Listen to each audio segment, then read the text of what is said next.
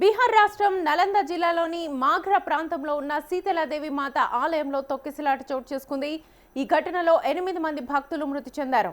12 మందికి తీవ్ర గాయాలు కాగా వారిని ఆసుపత్రికి తరలించారు. అయితే మంగళవారం అమ్మవారికి ప్రత్యేక పూజల కోసం పెద్ద సంఖ్యలో మహిళా భక్తులు ఆలయానికి వచ్చారు. ఆలయం కిక్కిరిసిపోవడంతో తొక్కిసలాటకు దారితీసింది. ఈ ఘటనపై సమాచారం అందుకున్న పోలీసు అధికారులు స్థానిక గ్రామస్తులతో కలిసి ఘటనా స్థలానికి చేరుకుని సహాయక చర్యలను చేపట్టారు. భక్తుల ఆర్తనాదాలతో ఆలయం వీధుల్లో టెన్షన్ వాతావరణం నెలకొంది. ఈ ప్రమాదంలో మృతుల సంఖ్య పెరిగే అవకాశం కనిపిస్తోంది.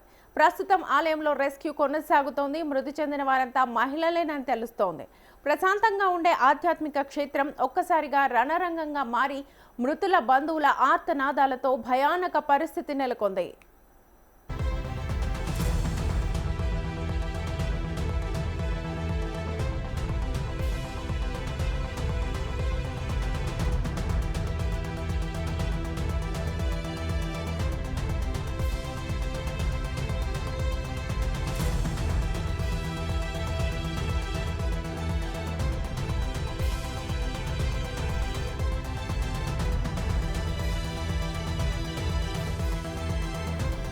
ఈ దుర్ఘటనకు అధికారుల నిర్లక్ష్యమే కారణమని భక్తులు తీవ్ర ఆగ్రహం వ్యక్తం చేస్తున్నారు.